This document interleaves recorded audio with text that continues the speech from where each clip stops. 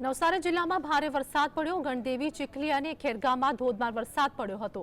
તો ભારે વરસાદના કારણે જિલ્લામાં પૂર્ણા અને કાવેરી નદીમાં જળસ્તરમાં વધારો થયો છે। કાવેરી નદી 11 ફૂટ તો અંબિકા નદી 11.48 ફૂટ ઉપર પહોંચી અને નદીમાં જળસ્તર વધતા કેટલાક લો લેવલ પુલ નદીના પાણીમાં ગરકાવ થયા છે।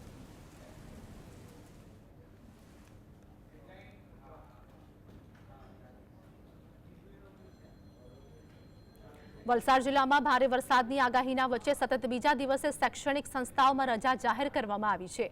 આવતીકાલે જિલ્લાની તમામ આંગણવાડી, આઈટીઆઈ સહિતની તમામ શૈક્ષણિક સંસ્થાઓમાં રજા જાહેર કરવામાં આવી। તો ભારે વરસાદની આગાહીના પગલે સાવચેતીના ભાગરૂપે તંત્ર દ્વારા આ નિર્ણય લેવામાં આવ્યો છે।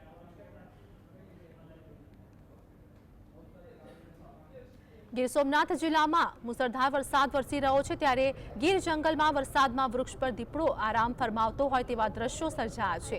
સ્વભાવે ચંચળ દીપડાએ એક જગ્યાએ ઊભા રહી વરસાદની મજા માણી હતી, જે વિડીયો હાલ સોશિયલ મીડિયામાં ખૂબ જ વાયરલ થઈ રહ્યો છે।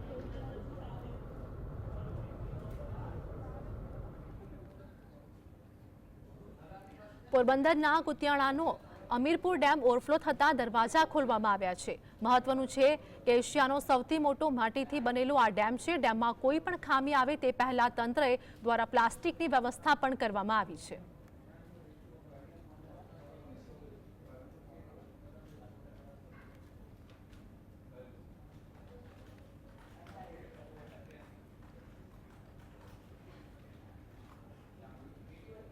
રાજ્યના મોટાભાગના જિલ્લાઓમાં મેઘરાજા ધબધબાટી બોલાવતા જોવા મળી રહ્યા છે, ત્યારે કચ્છમાં પણ આ વર્ષે ચોમાસાની શરૂઆતથી જ સારો એવો વરસાદ વરસી રહ્યો છે, જેના પગલે અબડાસાના રવા નદીમાં પીજીવીસીએલના 8 થી 10 વીજપોલ ધરાશાયી થયા હતા।